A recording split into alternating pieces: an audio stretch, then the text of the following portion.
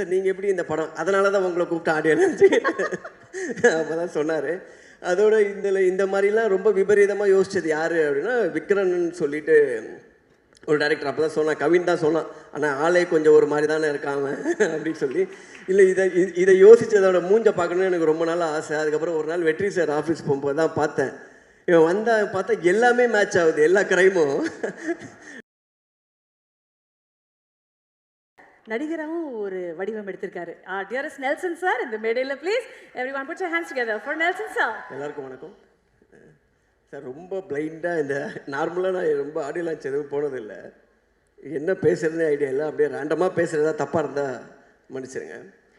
First இந்த audio launch வந்து முக்கிய காரணம் என்னன்னா, சார் வந்து இந்த வெற்றி சார் வந்து ஒரு 6 மாதத்துக்கு முன்னாடியே சொல்லிட்டாரு, நீங்கள் வந்து என் சம்மந்தமாக எதுவும் வர வேண்டாம், பட் ஒரே ஒரு படம் இருக்குது, அந்த படத்தோட ஆடியோ லான்ச்சுக்கு போட்டு கண்டிப்பாக வரணும்னு சொல்லி. மாஸ்க்கு எதுக்குன்னா அந்த மாஸ்கோட ஐடியா அப்போ பேசும்போது சொன்னார், இந்த படத்தில் இருக்கிற ஐடியாலாம் அப்படியே பேக் டு பேக் கவினும் சொல்லியிருக்காங்க. அந்த கதையை கேட்கும்போது ரொம்ப குதர்க்கமாகவே இருக்குது. இது அவருக்கும் இதுக்கு என்ன சம்மந்தம் இருக்குன்றதே தெரியல. சார் நீங்கள் எப்படி இந்த படம் அதனால தான் உங்களை கூப்பிட்டு ஆடியோ லான்ச்சு அப்போ தான் சொன்னார். அதோட இந்த மாதிரிலாம் ரொம்ப விபரீதமாக யோசிச்சது யார் அப்படின்னா விக்ரன் சொல்லிட்டு ஒரு டைரக்டர். அப்போ தான் சொன்னான், கவின் தான் சொன்னான், ஆனால் ஆளே கொஞ்சம் ஒரு மாதிரி தானே இருக்காங்க அப்படின்னு சொல்லி. இல்லை இதை யோசித்ததோட மூஞ்ச பார்க்கணுன்னு எனக்கு ரொம்ப நாள் ஆசை. அதுக்கப்புறம் ஒரு நாள் வெற்றி சார் ஆஃபீஸ் போகும்போது தான் பார்த்தேன். இவன் வந்தால் பார்த்தா எல்லாமே மேட்ச் ஆகுது, எல்லா கிரைமும். டோட்டலாக பார்த்து நான் சொன்னேன், இதை அப்படியே எடுக்க முடியாது சார். எப்படி சார்னா, இல்லை சிலதெல்லாம் கொஞ்சம் கம்மி பண்ணி தான் எடுக்கணும். இவன் சொல்கிறதே இவ்வளோ வரைக்கும், இவன் நிறையா சொன்னால் அதெல்லாம் கண்ட்ரோல் பண்ணி கொஞ்சம் கட் பண்ணி தான் எடுக்கணும் அப்படின்னா விக்ரமன் விக்ரமன் இந்த மாதிரி பயங்கரமாக யோசித்ததே ஒரு பெரிய விஷயம். அதை சொல்லி இவ்வளோ பெரிய டைரக்டரை ஏமாத்துறது அதோட பெரிய விஷயம். அதுதான் நான் எதிர்பார்க்கல. பட் ஆனால் அது அப்படி இப்படி இப்போது கொஞ்சம் நடுவில் எல்லாருக்குமான படமாக மாற்றிருப்பாங்கன்னு நினைக்கிறேன். இல்லை உனக்கு அதில் ஒரு கஷ்டம் இருக்குல்ல. ஓகே. அப்புறம் நிறைய இந்த படத்தை பற்றி நானும் கவினும் டிஸ்கஸ் பண்ணுவான். அப்பப்போ சொல்லுவான் படத்தை பற்றி. சொல்லும் போதெல்லாமே வந்து நான் அவங்ககிட்ட சொன்னது ஒன்று தான், எனக்கு இந்த படத்தை சம்மந்தமாக நான் கேட்டது பார்த்தது எல்லாமே வந்து ரொம்ப ஃப்ரெஷ்ஷாக இருந்தது, ரொம்ப புதுசாக இருந்தது. எதுவுமே ரெகுலராக இந்த ஃபார்மேட் அந்த மாதிரி இல்லை, ரொம்ப ஆஃப் பீட்டான ஒரு ஃபிலிமு. பட் அந்த படத்தில் வந்து ஒரு நிறையா அந்த ஒரு டார்க் காமெடிக்கான ஸ்பேஸ் இருக்குது. ப்ளஸ் அதை ரொம்ப நல்லாவும் எக்ஸிக்யூட்டும் பண்ணியிருக்காங்க. அது சில சீன்ஸ் எல்லாம் பார்க்கும்போது இது ரொம்ப நல்லா இருக்குது, எதுக்கு நம்ம இந்த மாதிரிலாம் நமக்கு தோணலை அப்படின்றது. பட் அப்புறம் யோசித்து பார்த்தா தோணாமல் இருக்கிறது சம்டைம்ஸ் நல்லதுதான்ற மாதிரி இருக்குது. ஏன்னா ரொம்ப ஒயில்டாக யோசிச்சிருக்கான். பட் அதை எக்ஸிக்யூட் பண்ணி பார்க்கும்போது ரொம்ப கன்வின்சிங்காக இருந்தது. அதனால் வந்து இது எப்படி எனக்கு நான் அங்கங்கே கொஞ்சம் பிட்ஸ் அண்ட் பீசஸ் பார்த்துருக்கேன். பார்க்கும்போது எனக்கு ரொம்ப பிடிச்சிருந்தது. ஸோ உங்கள் எல்லாருக்கும் பிடிக்கும்னு நினைக்கிறேன். இன்னொரு விஷயம் என்னென்னா, ஃபஸ்ட் டைம் வந்து வெற்றி சார் ஒரு படம் ப்ரொடியூஸ் பண்ணி கொஞ்சம் என்ன சொல்கிறது, இது எப்படி சொல்கிறதுன்னு தெரில சார். ஏன்னா எதாவது சொல்லி அது வேறு மாதிரி ஆகிடும். ஏன்னா கொஞ்சம் இப்போது ரொம்ப ஒரு என்டர்டெயின்மெண்ட் ஜோன் நார்மலாக ஒரு ப்ரொடியூஸ் பண்ணார்னா அதுக்குள்ளே வந்து சோஷியலி கன்சர்ன்டு ஃபிலிம்ஸ் தான் நிறையா இருக்கும். அது அந்த மாதிரி இருக்கும். இந்த படத்துலேயும் அது எட்ஜி இருக்கும்னு நினைக்கிறேன். பட் ஆனால் அதோட கொஞ்சம் ரொம்ப நிறைய என்டர்டெயின்மெண்ட் ஜாஸ்தியாக இருந்தது இந்த படம். ஒருவேளை அதை கூப்பிட்டுட்டு இதை பற்றி என்ன நினைக்கிறீங்க அப்படி சொல்லி கேட்பார். எனக்கு இது எல்லாமே கரெக்டாக இருக்குது சார். பட் இது கவினோட ஹீரோ கேரக்டரைசேஷன் கூட ரொம்ப கிரேவாக இருக்கிற மாதிரி இருந்ததுன்னா அதெல்லாம் இவர் தான் அந்த கருப்பெல்லாம் கொஞ்சம் சரி பண்ணியிருக்காருன்னு நினைக்கிறேன். அந்த கிரேலாம் ஆக்சுவலாக அவன் பேச்சை கேட்டிருந்தா டோட்டலாகவே வந்து விக்ரன் வந்து கவினை எப்படின்னா கவினோட ஹேட்டராக இருந்து படம் ஒரு கதை பண்ணால் எப்படி பண்ண முடியுமோ அந்த மாதிரி இருந்தது. இது டேய் இவன் யாருன்னு நல்லா விசாரிச்சுக்கோ, உனக்கு முன்னால் யாராவது வேண்டாதவன் யாராவது இருக்கானான்னு சொல்லி. அதுக்கப்புறம் நான் அதே கதையை 3rd டைம் கேட்கும்போது சார் வந்து அந்த இதெல்லாம் கட் பண்ணி பக்காவாக பண்ணியிருந்தார். ஸோ என்னென்னா, அவங்க ஏதோ ஒரு இன்டர்வியூவில் பார்த்தேன், ஆண்ட்ரியா மேடம் சொல்லியிருந்தாங்க எல்லாருக்குள்ளேயுமே ஒரு பிளாக் இருக்கும், எல்லாருமே கெட்டவங்க தான் அவன் சொன்னாங்க. அவன் எல்லாமே டெய்லி ஏஞ்சி கண்ணாடி நிறையா பார்ப்பான் போல இருக்கு. அந்த மாதிரி ஆக்சுவலி எல்லா கேரக்டரும் அப்படி. பட் என்னென்னா அதோட அந்த படத்தில் இருக்க புதுசும் அதுதான் அதில் வந்து எனக்கு பிடிச்சதும் அதான். ஏன்னா நம்ம ஒரு படம்னா இவன் நல்லவன் கெட்டவன் இல்லாமல் அவன் எல்லாருமே ஒரு பாரபட்சம் பார்க்காம எல்லோரும் மூஞ்சிலே அடிச்சிருக்கான் அந்த மாதிரி. ஸோ இது வந்து ஒரு நியூ எக்ஸ்பீரியன்ஸாக இருக்கும் இந்த படம். ஸோ ஆஃப்கோர்ஸ் வந்து ஜிவி இருக்கும்போது அவரோட மியூசிக்கு ப்ளஸ் ஆர்டி சார் இருக்கார். இவங்க இப்போ இந்த படத்தோடு நான் ட்ரெய்லர் பார்க்கும்போது வந்து எனக்கு தெரிஞ்சு கவின் நடித்து வந்த படங்களில் இப்போ ரீசெண்டாக டெக்னிக்கலி ரொம்ப சவுண்டாக இருக்கிற ஃபிலிம் வந்து இந்த படம் தான் என்னால் அதை ஃபீல் பண்ண முடிஞ்சுது. அப்புறம் கவினோட லுக் அண்ட் எவ்ரிதிங்கும் ரொம்ப சாலிடாக இருக்குது. இன்னொரு விஷயம் கவின் பற்றி சொல்லணுன்னா, ஒரு படம் வந்து ரொம்ப கமர்ஷியலாக இது ஓடுமா ஓடாதான்றதை தாண்டி இதில் புதுசாக என்ன இருக்குது, நம்ம என்ன பண்ண முடியும், கொஞ்சம் எக்ஸ்பெரிமெண்டலாக இருந்தாலுமே அதை தைரியமாக நம்பி உள்ளே போகிறது, அடி வாங்கினாலும் வாங்கிறது, சட்டை முதுகில் எனக்கு இப்போ அவுத்து பார்த்தா நிறைய காயம் இருக்கும்னு நினைக்கிறேன். அந்த வலிக்கு மருந்து போட்டு நமக்கும் அப்படியே கை ஆறிடும் அந்த மாதிரி.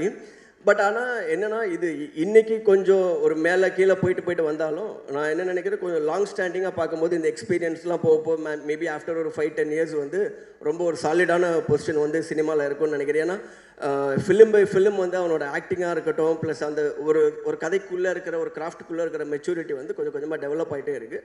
மேபி இன்னைக்கு எப்படி வேணால் டெசிஷன்ஸ் போன படங்கள் அதுக்கு முன்னாடிலாம் மாறலாம். பட் ஆன் லாங் ரன் வந்து ரொம்ப long way to go Kavin. All the best. And Andrea ma'am of course வந்து ரொம்ப எல்லாமே சேலஞ்சிங் கேரக்டர் எடுத்து பண்ணுறீங்க. இதுலேயும் பயங்கரமான சேலஞ்ச் கொடுத்துருக்காருன்னு நினைக்கிறேன். All the best to you. And sir Thanu sir, Kathiresan sir, எல்லாருக்கும் நன்றி. ரெட்டினோட போர்ஷன் மட்டும் நான் ஒரு 2-3 சீன் பார்த்தேன். ரொம்ப நல்லா இருந்தது ரெட்டின். ஆக்சுவலாக நீங்கள் வந்து நடிக்கும்போது சில படத்தில் கொஞ்சம் நீங்களாகவே எதாவது பண்ணுவீங்கள்ல க்ரியேட்டிவாக, அந்த மாதிரி பண்ணி அப்பப்போ வந்து சம்டைம்ஸ் வந்து கேட்போம், யோ ஏன் இப்படி பண்ணுற நீ ஒன்று இல்லை எனக்கு அந்த டைமில் அந்த மாதிரி இருக்கும். பட் இந்த படத்தில் பார்க்கும்போது ரொம்ப கண்ட்ரோல்டாக, ரொம்ப கண்ட்ரோல் பண்ணி ரொம்ப நல்லா நடிக்க வச்சுருந்தாங்க. அந்த சீனை வந்து நான் எத்தனை வாட்டி பார்க்கும்போது எனக்கு அதே மாதிரி சிரிப்பு வந்துகிட்டே இருக்குது. அதனால் இதுக்கு அவள் இந்த படம் வச்சு இன்னும் ஒரு 3-4 படம் வந்துடும். அதோட அந்த 2-3 பேரை போட்டு தள்ளிட்டு திருப்பி இன்னொரு படம் அப்படியே போயிட்டுருக்கு. Anyway all the best. ஒரு டீமாக வந்து இந்த படம் வந்து பெரிய சக்ஸஸ்ஃபுல்லாக வரும் அப்படின்னு சொல்லி எனக்கு தோணுது. So all the best to the team. Thank you so much. Thank you sir. Vijay Sethupathi sir, வணக்கம் sir. Thank you sir. Thank you. Nelson sir, ஒரு ஃபியூ கொஸ்டின்ஸ் உங்களையும். அர்ச்சனா, நல்லா இருக்கீங்களா? நீங்களும் இந்த படத்தில் நடிச்சிருக்கீங்க கேள்விப்பட்டேன். ஆமாம் சார், நீங்கள் வழக்கம் போல் ரொம்ப நல்லா நடிச்சிருக்கீங்க. நான் கவின் கிட்ட கேட்டேன், ஏன்னா நான் டாக்டரில் இவங்களோட ஒர்க் பண்ணும்போது நான் எதுவுமே சொல்லாமல் சீன் பேப்பர் மட்டும் கொடுத்துட்டு நான் வந்து சைலண்ட்டாக இருந்தது. இவங்க கிட்ட மட்டும் மீது எல்லாருக்கிட்டையும் போய் இப்படி பண்ணுங்கள் ஏதாவது நிறைய இன்ஃபர்மேஷன் கொடுப்பேன். இவங்களுக்கு தான் எதுவும் சொல்ல மாட்டேன். ஸோ அவ்வளோ சீசண்டாக நடிக்கிறாங்க. எனக்கு நான் தான் இன்னும் நீங்கள் நிறைய படம் பண்ணணும், நல்லா உங்களை சினிமாவில் நிறைய யூஸ் பண்ணணும்னு விரும்புகிறேன். Thank you sir, thank you so much. But இப்போ கம்மியாக தானே கேட்பீங்க? இல்லை சார், இப்போ கொஞ்சம் அதிகமாகவே கேட்பேன். ஹாப்பி ஆகிட்டேன் அந்த வகையில் சார். மாஸ்க் படத்தோட பேர். இப்போ உங்கள் கையில் ஒரு மாஸ்க் இருக்குது சார். இந்த மாஸ்க் போட்டோன்னே இந்த நபராக இருக்கிறதுல அட்வான்டேஜஸ் என்ன, டிஸ்அட்வான்டேஜ் என்ன அப்படின்னு ஒன்று சொல்ல போகிறீங்க சார்.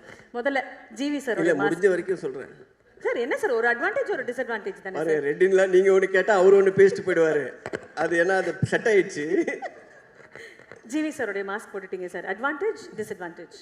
ஜிவி சாரோட அட்வான்டேஜ் என்னென்னா வேலை எப்போவுமே இருந்துகிட்டே இருக்கும். பட் டிஸ்அட்வான்டேஜ் என்னன்னா எல்லாத்துக்கும் அதை டெலிவர் பண்ணுறேங்க. அஸ் எ ஹீரோவாகவும் சரி, மியூசிக்காகவும் சரி. இப்போ நம்ம வந்து ஒரு வருஷத்துக்கு ஒரு 2 படம் நடிக்கிறோம், 2 படம் மியூசிக் போடுறோன்னா பண்ணலாம். அவர் பண்ணுற நம்பர் ஆஃப் ஃபிலிம்ஸ் இருக்குல்ல. ஆனால் ஆக்டராகவும் சரி, மியூசிக் டைரக்டராகவும் சரி, அதுக்கு வந்து ஒரு ஆவரேஜாக டெலிவர் பண்ணுறதே ரொம்ப கஷ்டம். அதுதான் வந்து அதுக்கான ஒரு எஃபர்ட் இல்லாமல் அந்த இடம் அது பண்ணவே முடியாது. நான் கூட நிறைய பேர்கிட்ட பார்க்கும்போது கேட்டிருக்கேன், அவர் எப்படி இவ்வளோ படம் நடிக்கிறாரு, இவ்வளோ படம் மியூசிக் பண்ணுறாரு. நீங்கள் பார்த்தீங்கன்னா எல்லா படம் இப்போ நான் ரீசெண்டாக அமரன்லாம் பார்த்து ரொம்ப எக்ஸ்ட்ராடனரியாக இருந்தது. ஸோ அப்போ ராஜ்குமார்கிட்டையும் கேட்டேன், எப்படி இவ்வளோ ஒர்க் பண்ணிட்டு. ஸோ அந்த டெலிவரி கொடுக்குறதோட எஃபர்ட் இருக்குல்ல, அது ரொம்ப கஷ்டம். அவ்வளோ வேலை பார்க்குறது தான் அதோட disadvantage. Super sir. Okay sir, இது வந்து நீங்கள் அவர் பெர்செப்ஷன் சொல்கிறீங்க, நீங்கள் மாறிட்டீங்க ஜிவி சாரா, அந்த மாதிரி கேட்குறேன் நான். அடுத்தது வெற்றிமாறன் சார். ஏன் அவர் இருக்கிற பேரை கெடுக்கணும் அந்த மாதிரி? சரி சார், அப்போ இப்படியே போயிடலாம் சார். இல்லை வெற்றிமாறன் சாரா நீங்கள் மாறிடுறீங்க. அட்வான்டேஜ். சரி சார், வெற்றிமாறன் சாரா இருக்கிறது அட்வான்டேஜ் என்ன, டிஸ்அட்வான்டேஜ் என்ன? வெற்றிமாறன் சாரா இருக்கிறது ஒன்று நான் பார்த்துருக்கேன். அவர்கிட்ட அவர் பேசுறது கண்டென்ட்டை பார்த்து 2 பேரும் சிரித்து பேசிட்டே இருப்போம். 5 நிமிஷத்துக்கு அப்புறம் தான் எனக்கு தெரியும் அவர் ஏதோ சோகத்தை சொல்லிட்டு இருக்காருன்னு. என்னன்னா இப்படி ஒரு கேரக்டர் நான் மீட் பண்ணதே இல்லை. அவர் வந்து சந்தோஷமாகவே பேசுகிறார். 2 பேருக்கு நேற்று கூட அப்படியே ஜாலியாக, சார் இப்போ நீங்கள் சொல்கிறது ஏதோ கொஞ்சம் கஷ்டம் மாதிரி தெரியுதே சார் அப்படி. ஆமாம் நெல் சார், அப்படி தான் போயிட்டுருக்கு நம்ம லைஃப். அடப்பாவி இதுக்கே இப்படி இருக்கா அந்த மாதிரி. ஸோ எனக்கு வந்து அவர் ஆச்சரியம். ஃபஸ்ட்லேருந்து நான் பார்க்கும்போதே வெளியில் பார்க்குறதா சீரியஸாக இருக்க மாதிரி தெரியுது. நானும் அப்படி தான் நினச்சேன். உள்ளே போனால் அவர் ரொம்ப சீரியஸான பிரச்சனையவே ரொம்ப ஜாலியாக தான் பேசிகிட்டு இருப்பார். எப்போவுமே சீரியஸாக ஃபேஸ் வச்சு ரொம்ப பேசுகிறதே கம்மி தான். அவர் படம் தான் ரொம்ப டெட்லியாக இருக்கும். அதை பார்த்து டிசைட் பண்ணுறோம். பட் ஆளாக அவர் அப்படியே டோட்டலாக வேறு. And the disadvantage of being வெற்றி சார்? டிஸ்அட்வான்டேஜா? அவர் மாதிரி யாருன்னா என்ன டிஸ்அட்வான்டேஜ் இருக்குது? தெரியலையே, இது பதில் சொல்லாமல் இருக்கிறது தான் correct. Okay sir. Vijay Sethupathi sir. Vijay Sethupathi advantage என்னென்னா, ரொம்ப அவருக்கு அது சார் வந்து நான் பார்க்குற வரைக்கும் அவருக்கு வந்து ஆக்டிங் வந்து ஒரு லெஃப்ட் ஹேண்ட். இப்போ நான் நாளைக்கு நம்ம ஆக்டர் ஆகணும், நான் ரொம்ப வேற ஆங்கிள் தப்பாக பேசிகிட்டு இருக்கணும். இல்லை பரவாயில்ல சார். ஏதோ ஒன்று சார், நீங்கள் இயக்குனர் சார், நீங்கள் எப்படி பேசினாலும் ஓகே தான். இல்லை சார், அவர் அதுதான் டிமாண்ட் ரொம்ப அவருக்கு. அட்வான்டேஜ் என்னென்னா, ஆக்டராக இருந்ததுன்னா அவருக்கு ரொம்ப ஸ்கில்லு வந்து அப்படி லெஃப்ட் ஹேண்டில் வருது. அது ஒரு ரொம்ப எஃபர்ட்லெஸ்ஸாக வர மாதிரி தான் இருக்குது எப்போவுமே. வந்து ஒரு ஆக்டர் இப்போது சொல்கிறேன், இப்போ கவின் எடுத்துக்கணும், இப்போ ஒரு நடிக்கணும்னா அதுக்கு ஒரு ஹோம்ஒர்க் இருக்கும்ல, ஹோம்ஒர்க் இருக்குது, இப்படி பண்ணோம் அப்படி பண்ணோன்னு. பட் அவரோட பர்ஃபார்மன்ஸ் பார்க்கும்போது எனக்கு என்றைக்குமே அப்படி தோணுனதில்லை. அவர் வந்து சார் இப்படி திருப்பினா இப்படி நடிப்பார், அப்படி திருப்பினா நார்மலாக இருப்பாருன்ற மாதிரியே இருக்கும். ஸோ அந்த கிராஃப்ட் அவர் கிராஃப்ட் மேலே இருக்க கண்ட்ரோல் வந்து ஒரு மிகப்பெரிய அட்வான்டேஜாக நான் அவருக்கு பார்க்குறேன். நான் மாறுறதை பற்றி நான் யோசிச்சதில்லை. ஓகே, டிஸ்அட்வான்டேஜ் கேட்கல. இப்போ நீங்கள் கவினா மாறிடுறீங்க சார், என்ன சார் அட்வான்டேஜ்? கவினா மாறினா ஜாலி, நிறைய அட்வான்டேஜ். சரி சார், 2 சொல்லுங்க அப்போ. இல்லை, ஒரு மாதிரி ஒரு கிளாமரான பையன். அதுக்கு மேலே சொன்னால் அவனும் மாட்டிப்பான், நானும் மாட்டிப்பேன். ஓகே சார், அது அட்வான்டேஜ். ஆண்ட்ரியா மேம் மாறினா? ஆண்ட்ரியா மேம் இருந்தால் வந்து அட்வான்டேஜ் வந்து அவங்க பாட்டு, எனக்கு அவங்க பாடுறது ரொம்ப பிடிக்கும். ஸோ எதுவாக இருந்தாலும் அப்படி இப்படி முன்ன பின்ன ஏதாவது எங்கேயாவது ஒரு சண்டை வர மாதிரி இருந்தால் கூட பாடினா கூட ஒரு நார்மலாகிடும். And disadvantage sir? டிஸ்அட்வான்டேஜ் எது இருக்கிற மாதிரி தெரியலையே. இல்லை, ஜென்யூனாகவே தெரியல. Okay, last and final sir. விக்ரண்ணா? ஆமாம் சார். மேடம், ஃபுல்லாகவே டிஸ்அட்வான்டேஜ் தான். நான் விக்ரன்னு சொல்லி உள்ளே போனால டேய் காலை பின்னாடி விடானுவாங்க. ஏன்னா அவன் இந்த ஆக்சுவல் ஒரிஜினல் கதையில் அவன் யோசிச்சிருந்த சீக்வன்ஸ் எல்லாம் எனக்கு வந்து சொல்லியிருக்காங்க. நான் அதெல்லாம் கேட்டேன். இதை கேட்டு தர்மடி வாங்க போகிறது கவினா, வெற்றி சாரா, இல்லை இவனா? கன்ஃபார்மாக அவன் ஓட்டிடுவான் ஃபஸ்ட்டு. அவன் அந்த அடிக்க வரும்போதே க்ரௌடாக மெர்ஜ் ஆகிடுவான். அதுக்கான எல்லா பாடி லாங்குவேஜும் இருக்குது.